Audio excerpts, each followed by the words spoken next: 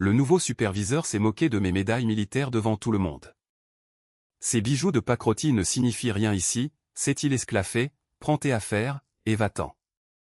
J'ai simplement répondu, ton père avait l'habitude de les polir, puis je suis sorti. Ce soir-là, son père m'a appelé, désespéré, pour me demander si son fils connaissait la vérité, au sujet de la cicatrice. Ces bijoux de pacotille ne signifient rien ici. Il a ri. Prends tes affaires, et va-t'en. Il s'est tourné vers les autres, puis il a ajouté. Cet endroit a besoin de soldats de l'esprit, aujourd'hui, pas de soldats de la guerre. Voilà ce qu'a dit Lucas. C'est le nouveau superviseur, la fin de la trentaine. Un sourire de basketteur de la NBA, une coupe de cheveux de star-tupper, aucune patience pour tout ce qui n'est pas né, de près ou de loin, dans un tableur Excel. Il l'a dit bien fort, pour que tout l'étage l'entende. Je n'ai pas répondu. J'ai juste regardé mes médailles, dans le tiroir ouvert. La Bronze Star, la Service Cross, l'insigne de campagne, puis j'ai refermé le tiroir doucement. Ensuite, je l'ai regardé, lui. Ton père avait l'habitude de les polir, ai-je dit, et je suis sorti. Gladys se tenait près de la réception. Elle avait sûrement tout entendu. Elle n'a pas parlé, elle a juste fait un signe de tête. Une fois, comme pour confirmer une chose qu'elle avait toujours suspectée. Sergent, a-t-elle murmuré, quand je suis passé devant elle, ne laisse pas ce garçon gâcher ta paix intérieure. Je m'appelle Tom Holloway, j'ai 59 ans. Je suis technicien de sécurité, affecté à la logistique du 3e étage. Sergent-chef à la retraite de la 25e division d'infanterie. Je travaille pour Adler Industrial depuis 19 ans. Jamais en retard, je n'ai jamais fait de rapport contre personne, et je n'ai jamais manqué une seule inspection trimestrielle. Je connaissais tous les codes d'accès de ce bâtiment, même ceux qu'ils changeaient sans me le dire.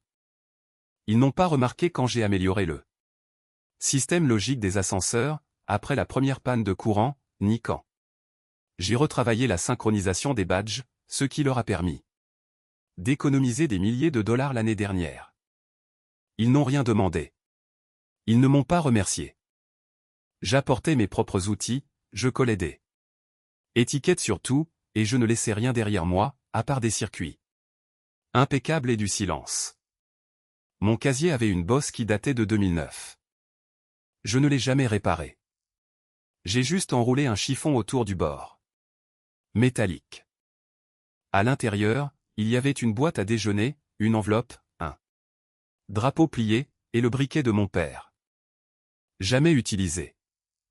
Il me l'avait donné avant mon tout premier déploiement. Il disait qu'il appartenait à quelqu'un qu'il admirait. Il ne m'a jamais dit qui. Ce matin-là, j'ai fait mes cartons. Lentement. Les gars de l'entrepôt m'ont regardé. Personne n'a rien dit. Il ne faisait pas partie de tout ça. J'ai fait un signe de tête à Harold, qui travaille à la maintenance depuis les années 80. Il m'a répondu par un hochement de tête. En marchant vers l'ascenseur, je suis passé devant 3 autres personnes. Ben, le stagiaire, avait l'air nerveux, hésitant à dire quelque chose. Roré, le mécanicien silencieux de l'équipe de nuit, a simplement retiré sa casquette. Et Tina, du service des archives, se tenait immobile, comme une statue. Avant que les portes de l'ascenseur ne s'ouvrent, je me suis arrêté, et j'ai regardé en arrière une fois, non pas vers Lucas, mais vers la caméra de sécurité, située juste au-dessus de la porte de son bureau. La LED rouge clignotait. J'avais installé cette caméra moi-même. Et je savais une chose qu'il ignorait. Elle ne se contentait pas d'enregistrer des images. Elle enregistrait aussi le son, lorsqu'elle était déclenchée manuellement. Et je l'avais déclenchée. À l'intérieur de l'ascenseur, j'ai glissé ma main derrière le panneau, et j'ai actionné un relais caché. Les lumières ont clignoté. Le système a hésité pendant 12 secondes, avant de se réinitialiser. Je n'ai laissé aucune trace, juste une pause, un avertissement. Avant de partir, j'ai déverrouillé le panneau arrière de mon armoire. La plupart des gens ne savaient même pas qu'il s'ouvrait. À l'intérieur, se trouvait une simple feuille de papier, pliée en deux. Il y était écrit « Vœu de fer ». Et en dessous, un symbole, un chevron rouge, à peine visible, dessiné à la main. Un seul autre homme pouvait le reconnaître. J'ai pris le papier, je l'ai glissé dans la poche de mon manteau, je n'ai pas dit au revoir, et je n'ai pas regardé en arrière. En sortant, je suis passé devant l'issue de secours, celle que nous n'utilisions jamais. Une seule série d'empreintes de pas boueuses marquait le carrelage, juste à l'extérieur. Légères, presque effacées. C'étaient mes empreintes de l'hiver dernier, lorsque le père de Lucas s'était effondré sur le parking. Je n'ai jamais mentionné que c'était moi qui l'avais trouvé, ni comment je l'avais transporté à l'intérieur, alors qu'il respirait à peine. Lucas n'a jamais posé de questions, il a juste dit que son père avait eu de la chance. Ce soir-là, mon téléphone fixe a sonné. J'ai reconnu la voix. Instantanément. Tom, est-ce qu'il sait? Est-ce que mon fils est au courant? Pour la cicatrice? Je me suis assis. Non, ai-je dit, mais je pense qu'il va bientôt le savoir. La boîte se trouvait dans le même coin du sous-sol depuis mon emménagement, enveloppée dans une vieille toile de bâche, marquée d'une encre décolorée, Adler, 2006-2011. Je ne l'avais pas touchée depuis que l'on avait parlé de ma retraite pour la première fois. Ce matin-là, je l'ai ouverte. À l'intérieur, se trouvait un enchevêtrement de cordons de badge, des plans d'étages imprimés, un testeur de circuit à l'écran fissuré, et un dossier dont je ne me souvenais pas avoir collé l'étiquette. Un dossier cartonné jaune, légèrement déformé. À l'intérieur, 3 photos, un reçu d'un fournisseur de matériel de sécurité, et une enveloppe plus petite, portant la mention « personnel ». J'ai ouvert cette enveloppe en dernier. Une seule photo. Un soleil de désert. 12 hommes, couverts de poussière, plissant les yeux. Derrière eux, une tente dont la fermeture éclair cassée battait au vent. Je les ai tous reconnus. Rangé du fond, 3e en partant de la gauche. Moi. Rangé du milieu, 2e en partant de la droite, Walter Castle, le père de Lucas. Il ne souriait pas. Moi non plus. Au dos, écrit d'une plume fine. Il a craqué. Je n'ai pas pu. J'ai commencé à travailler chez Adler au printemps 2006. Personne ne m'a interrogé sur mon passé. Je n'ai rien proposé d'eux. Raconter. Ils avaient de vieux câblages, des capteurs de porte mal alignés, et un panneau d'alarme incendie qui se déclenchait une semaine sur 2. Je me tenais occupé. À l'été, Walter était déjà conseiller principal. Des chaussures bien cirées, un col impeccable, et il portait toujours un stylo sur lequel il cliquait 3 fois, avant de parler. Il m'appelait « sergent » quand personne n'était là, et me disait de ne pas faire de même avec lui. Il n'y a pas de grade ici, m'a-t-il dit un jour, juste des postes. J'ai compris que cela signifiait. Il voulait de la distance, pas du respect, pas de dette, juste du silence. Et je le lui ai donné. Dans le sud de l'Irak, à 3 km de la base. Une patrouille de nuit qui a tourné au chaos. Des grésillements à la radio. 2. Mauvaises coordonnées sur la carte. Aucune couverture aérienne. Walter a déclenché une fusée éclairante par erreur, illuminant tout le cours d'eau. Asséché. Les tirs ennemis ont commencé à pleuvoir. Je l'ai plaqué au sol avant. La 2e rafale. J'ai pris des éclats d'obus dans la cuisse. Je nous ai entraînés sous les rochers. J'ai transmis nos coordonnées de mémoire. 5 minutes plus tard, ils nous ont sortis de là. Aucune victime, ou presque. Après cela, il s'est assis à côté de moi, et m'a dit « Je ne voulais pas faire ça.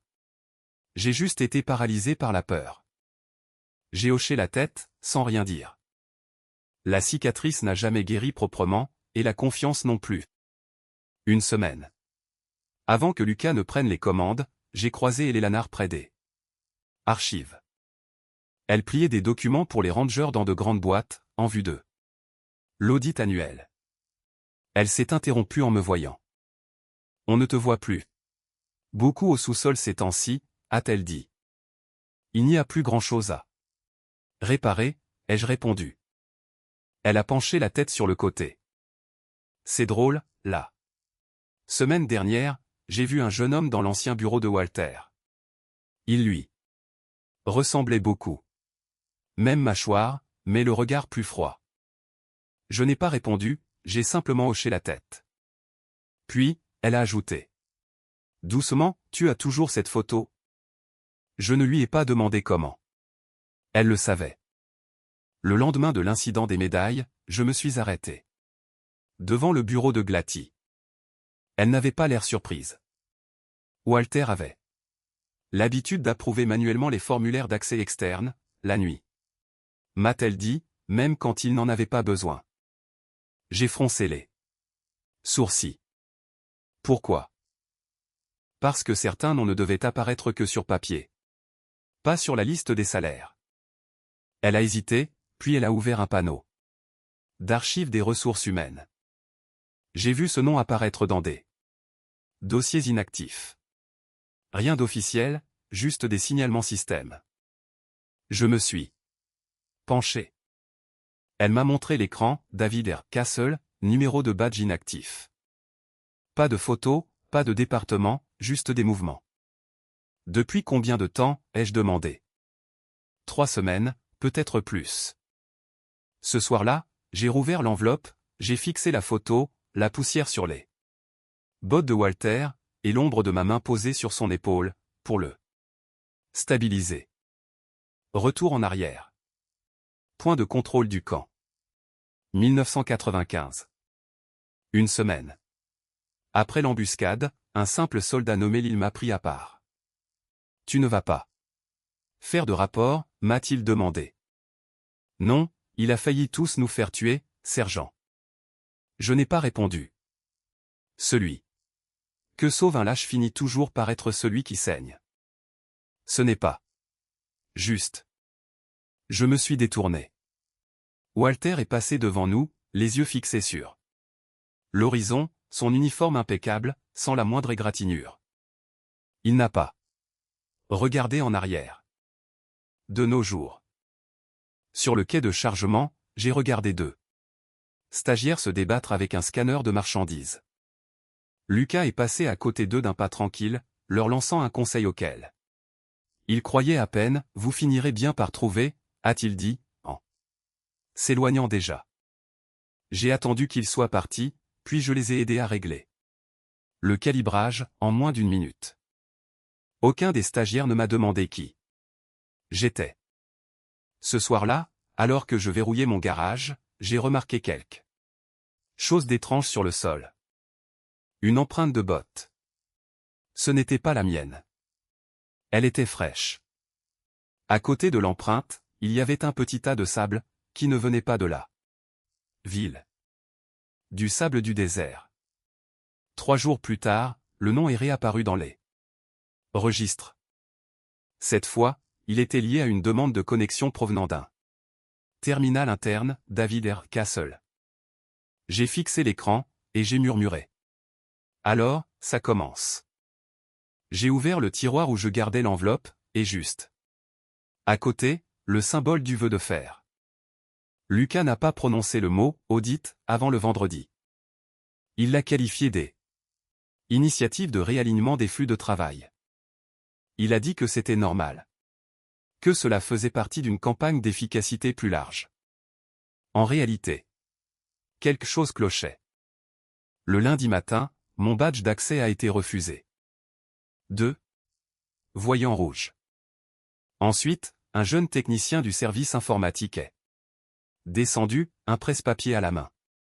Nous mettons à jour les autorisations. a-t-il dit, sans croiser mon regard.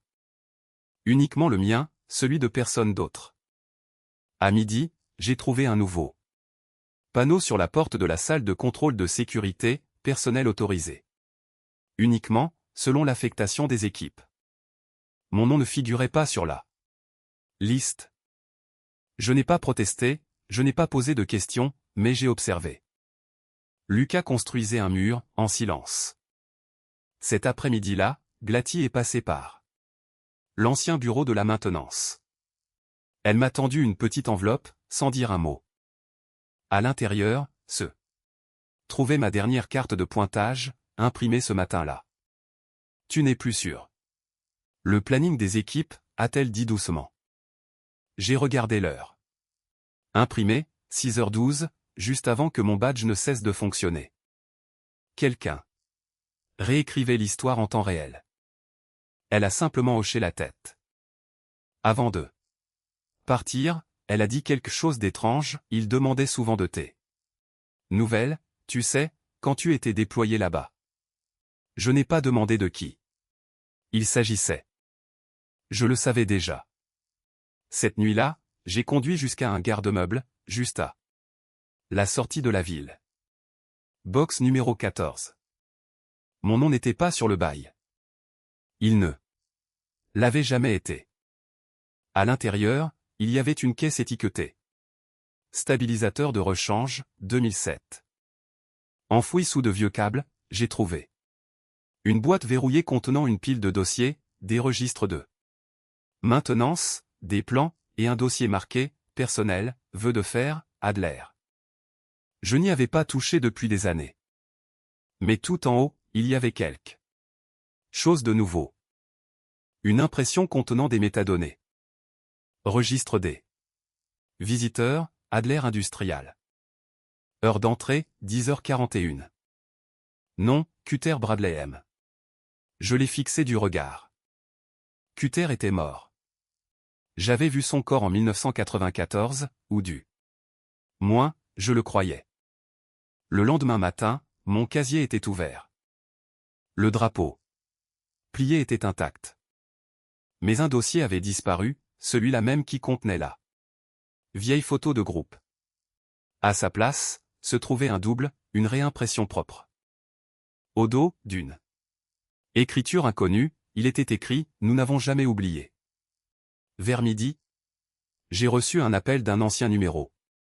Le docteur Alverson, médecin militaire.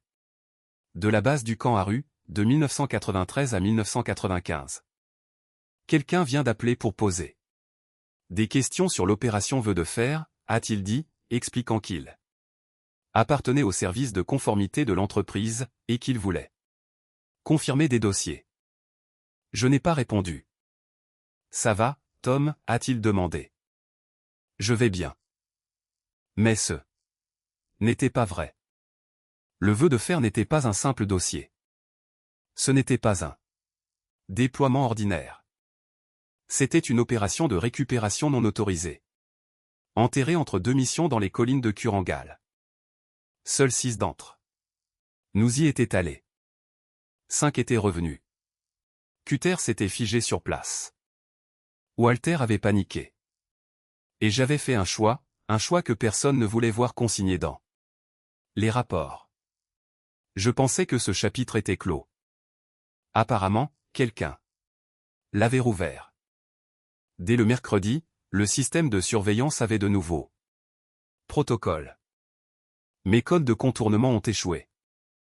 On a vu un jeune analyste photographier le panneau mural que j'avais câblé sur mesure, en 2011. Le jeudi, même Harold a commencé à éviter mon regard. Cette nuit-là, je suis retourné au sous-sol. Le vieux couloir de contrôle, celui qu'il disait hors service. J'avais câblé cet étage moi-même. Dans l'obscurité, j'ai trouvé l'ancien port du serveur, caché derrière le disjoncteur. J'y ai branché un relais. Pas d'extraction de données, juste un signal, un battement de cœur, pour leur faire savoir que j'écoutais toujours. Quand je suis remonté, il y avait une boîte sur mon ancien bureau, en carton, sans étiquette. À l'intérieur, se trouvait une seule médaille militaire, un ruban de campagne, et un mot dactylographié sur lequel était écrit « Lâche ». Ce n'était pas l'une de mes médailles. Mauvaise division. Mauvaise année. Elle appartenait à quelqu'un d'autre. Quelqu'un que je n'avais pas vu depuis plus de 2 décennies. Et au dos du ruban, griffonné à l'encre fine, il s'en souvient encore. Je me suis dirigé vers la sortie, en silence. Lucas se tenait près du distributeur automatique, en train de discuter avec le service juridique. Il ne m'a pas vu, mais Glatty, oui. Et elle a articulé un seul mot silencieux, au moment où je passais, prudence. Je ne me suis pas arrêté, car quelqu'un d'autre était déjà en action. Et le coup suivant ne m'appartenait pas. Le lendemain matin, j'ai conduit jusqu'à l'atelier de mon père. Personne n'avait touché à cet endroit depuis des mois. La poussière recouvrait le tour mécanique, comme une couche d'histoire intacte. Le vieux cadenas s'est ouvert avec un clic, le son de quelque chose d'oublié. 3e tiroir en partant du bas, côté droit, exactement comme dans mes souvenirs. Pas le coffre-fort, pas le bureau, mais le tiroir en bois voilé, aux rails fendus. À l'intérieur, il y avait un dossier scellé avec du ruban adhésif bleu de peintre, et 2 élastiques devenus cassants avec le temps. Une étiquette en papier était scotchée sur le devant, avec l'écriture de mon père au feutre usé. En cas de silence. À l'intérieur, se trouvait une lettre notariée, un contrat de transfert, et un reçu daté de 2001. Un accord de vente privée.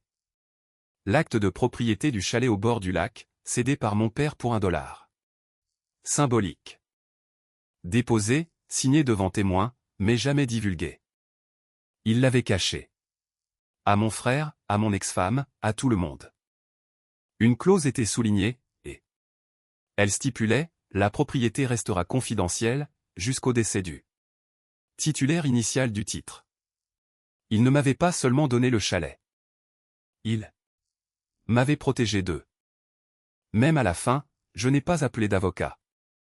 J'ai appelé Grant, le comptable de mon père depuis 27 ans. Il portait des gilets sans manches en plein mois d'août. Et refusait d'utiliser un ordinateur. Il remplissait toujours les formulaires à la main. Nous nous sommes retrouvés dans un petit restaurant au bord de l'autoroute 55. Grant s'est assis en face de moi, son vieux stylo en l'étendant. Une main, et un roulé à la cannelle intact dans l'autre. Il a lu le contrat 2 fois, puis s'est adossé à sa chaise, en clignant des yeux lentement. Ton père n'accordait pas sa confiance facilement, a-t-il dit, ce n'était pas un acte anodin. Il a passé quelques appels, à vérifier le registre du comté. Le transfert de titre que Lucas avait forcé le mois dernier était invalide. Il ignorait mes droits enregistrés. Techniquement, a dit Grant, tu es toujours l'unique propriétaire, et ils ne le savent pas. Il a tapoté le dossier du bout des doigts. Tu es assis sur une grenade. A-t-il ajouté, et ils ne savent pas encore que la goupille est déjà retirée. Nous avons déposé une motion pour bloquer toute transaction future. C'était discret, précis. Je ne les ai pas prévenus. J'ai laissé le silence s'installer. D'abord. Le premier signe est arrivé le mardi matin. Un email de mon ex-femme. Sans salutation. Juste un avis transféré du registraire du comté, nous sommes perdus. Tu as fait quelque chose? Je n'ai pas répondu. Cette nuit-là, un banquier privé m'a appelé pour confirmer mon rôle au sein de Burford Holdings. Apparemment, je figurais sur la liste des membres du conseil d'administration. Dans un document récent. Je n'avais pourtant rien signé. Dès le jeudi, j'ai reçu une lettre officielle d'un cabinet d'avocats du centre-ville. 3 pages denses, remplies d'accusations, ingérence dans la propriété légitime, mauvaise interprétation de documents d'archives, et retardement de transfert valide. Ils avaient demandé une médiation d'urgence. Mon frère a appelé ensuite, me laissant un message vocal, ce n'est pas ce que Papa voulait. Tu ne fais qu'aggraver les choses. Il savait que je ne répondrais pas. C'est pour cela qu'il l'a dit ainsi. Puis est arrivée l'offre. Un accord à l'amiable, $50 000, et l'abandon total de mes droits. Aucune mention du chalet. Juste une somme d'argent, comme si j'avais un prix. J'ai supprimé le message. Je les ai laissés mijoter. Mais le lendemain matin, j'ai reçu un appel. Une voix de femme. Jeune, tranchante. Je travaille pour le cabinet Crane & Alverson, et je représente Burford Holdings. Polie, presque chaleureuse. Puis elle a dit quelque chose d'étrange, il pensait que vous ne vérifieriez pas ce tiroir. Je ne lui ai pas demandé. Comment elle le savait, j'ai juste dit, qui d'autre était au courant? Il y a eu une pause. Puis, Walter. La ligne est devenue silencieuse. Je n'ai pas reconnu le nom. Pas encore. Cette nuit-là, j'ai pris place dans la cuisine, et j'ai réécouté le vieux message vocal. La voix de mi-hauteur de mon père, enregistrée durant sa dernière semaine, le chalet est à toi, Tom. Ne les laisse pas te chasser. Tu l'as mérité. Je n'avais pas encore décidé si j'allais m'en servir. Plus tard, j'ai vérifié à nouveau le tiroir.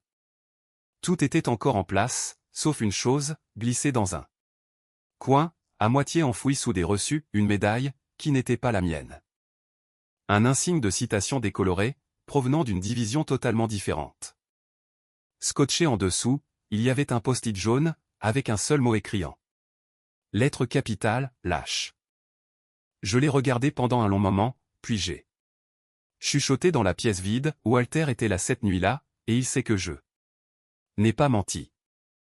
J'ai déplié le vieux papier que mon père m'avait laissé, et j'ai relu la note, nous protégeons ce que nous avons échoué à sauver.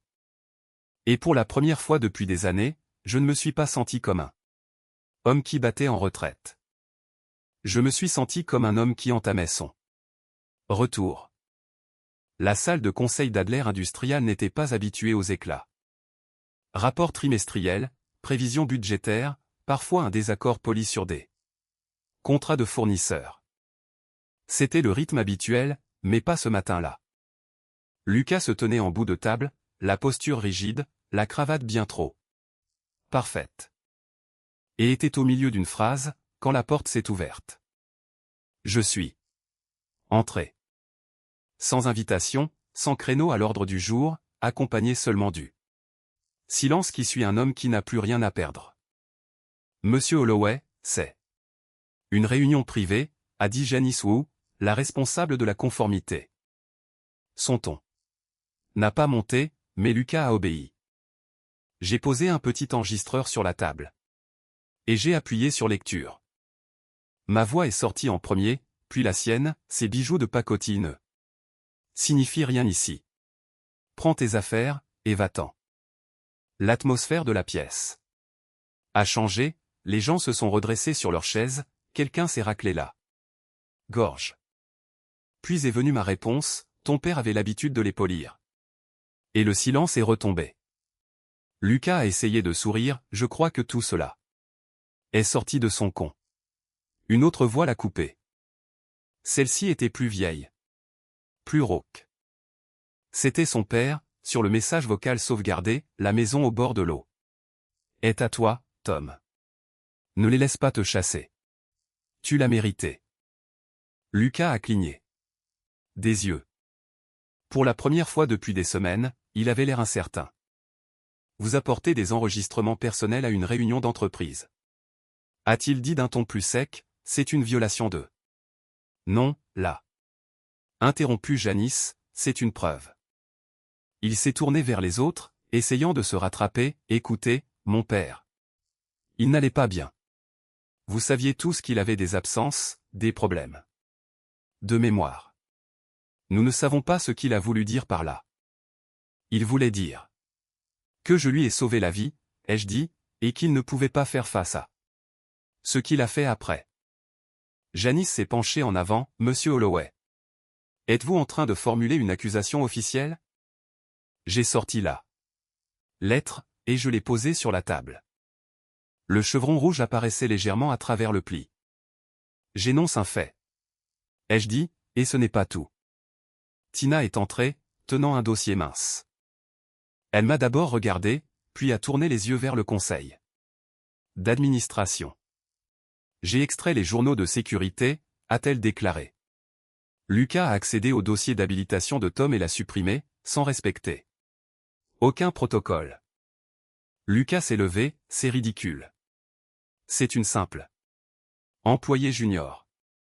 Elle ne sait même pas. Elle ne sait même pas, moi, je sais, a dit Ben. Il est entré juste derrière elle. Je l'ai aidé à tout recouper. J'étais en stage de rotation. Quand les journaux ont été archivés. Ce que nous avons trouvé n'est pas seulement une faute professionnelle. C'est délibéré. Le silence s'est alourdi. De nouveau. Lucas s'est tourné vers moi, la voix désormais basse, tu fais. Tout ça pourquoi? Pour une médaille? Pour une minute de gloire? Je me suis approché de lui. Tu sais pourquoi je n'ai jamais raconté à personne ce qui s'est passé à l'époque, ai-je dit.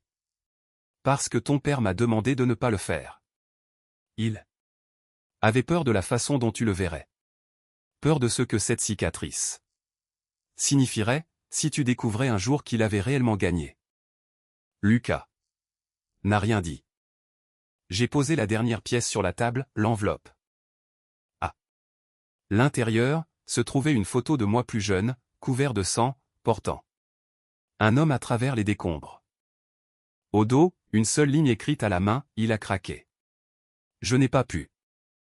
Lucas l'a fixé. J'ai déjà vu ça, a-t-il marmonné. J'ai attendu. Mon père l'a gardé dans son coffre-fort. J'ai hoché la tête. Et maintenant, tu sais. Pourquoi? Janice s'est levée, nous allons mener une enquête officielle à ce sujet. Monsieur Holloway, merci d'être venu. Je me suis tourné pour partir. Je n'ai pas regardé en arrière. Mais alors que je passais dans le couloir menant aux ascenseurs, j'ai remarqué quelque chose d'étrange, scotché sur la vitre.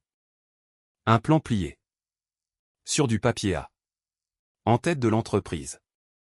Mon ancien schéma de sécurité, annoté. Un cercle au feutre rouge entourait le point d'accès extérieur. Daté de la veille.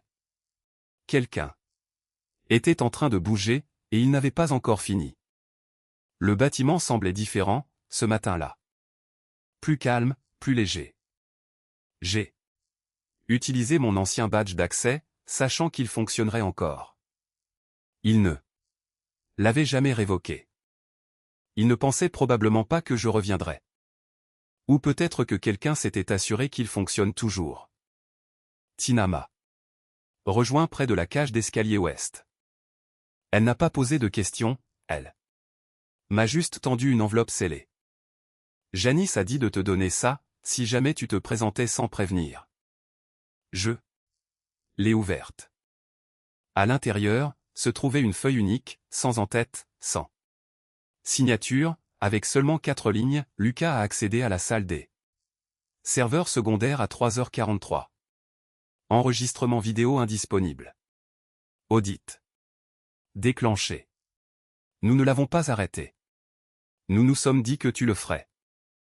J'ai hoché la tête. Ben m'a rattrapé dans le couloir, portant toujours son badge de stagiaire comme s'il s'agissait d'une armure. On disait que tu venais, a-t-il chuchoté. Mais je ne le croyais pas. Je suis content de m'être trompé. J'ai presque souri. En bas, près de l'annexe technique, la salle des serveurs secondaires se cachait derrière une fausse cloison, accessible uniquement par l'ancien conduit de la chaudière. Lucas ne savait pas que j'avais installé un relais silencieux derrière le panneau, il y avait 5 ans de cela. Il pensait que ce n'était qu'un simple débarras. Les registres indiquaient qu'il y avait passé 11 minutes. Il n'a rien pris. Il n'a rien laissé, sauf un nouveau profil d'utilisateur caché dans le terminal d'administration du système, créé sous un faux pseudonyme. Il essayait de me bloquer l'accès de manière rétroactive. Le problème pour lui, c'est que j'avais déjà créé un miroir du système 2 jours plus tôt. Ces modifications ne se sont pas propagées. J'ai récupéré manuellement les enregistrements de surveillance depuis le flux de secours, que j'avais câblé à travers la gaine technique. Ce n'était pas approuvé par l'entreprise, ce n'était pas visible pour le service informatique, mais c'était bien réel. J'ai cliqué sur Exporter. 2 minutes plus tard, une clé USB était en route vers le bureau de Janice, par l'intermédiaire de Tina, accompagnée de l'enregistrement audio. Lucas ne s'était pas contenté d'accéder au fichier. Il avait essayé de désactiver les registres biométriques. Et quand cela a échoué, il a dit quelque chose, une chose que je ne m'attendais pas à entendre sur l'enregistrement. Il aurait dû mourir en 94, comme les autres. Personne ne l'aurait jamais su. J'ai mis la lecture en pause. Plus tard cet après-midi-là, Janice a appelé. Nous avons lancé une procédure de révision formelle, a-t-elle annoncé. Lucas est mis à pied. Un moment de silence s'est installé. Tom, tu savais. Pour l'opération veut de faire depuis le début. Oui. Pourquoi n'en as-tu jamais parlé à son père? Parce que son père ne méritait pas qu'on le protège. Il méritait le silence. Elle n'a pas répondu tout de suite. Puis, ton habilitation a été rétablie. Si tu la veux toujours. Je n'en veux pas. Ai-je dit. Je suis juste venu rendre quelque chose. Je suis entraîné dans la salle de contrôle avec mes outils, une toute dernière fois. Le terminal principal s'affichait sur le moniteur. Une réinitialisation du système était en attente. Lucas avait commencé à effacer les journaux, juste avant de se faire prendre. J'ai ouvert le tiroir à côté du terminal, et j'y ai laissé le briquet de mon père, posé sur une feuille de papier plié, avec un seul mot écrit au feutre. Payé.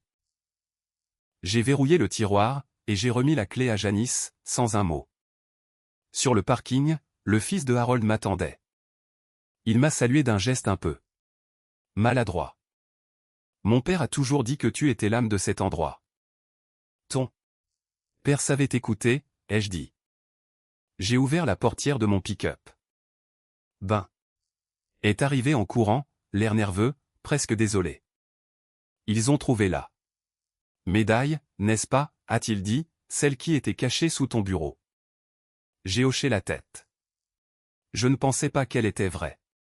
Je croyais juste que c'était un message, ou quelque chose dans ce genre. Ça l'était. Il a baissé les yeux. J'espère qu'un jour, j'aurai la chance de travailler avec des gens comme toi. Je n'ai pas répondu, j'ai simplement tapoté son épaule. Je me suis arrêté une fois, à la limite du parking. J'ai sorti la vieille photo, celle de 1994. 8 d'entre nous en treillis. Un homme qui gardait les yeux baissés. Son nom n'était pas écrit au dos.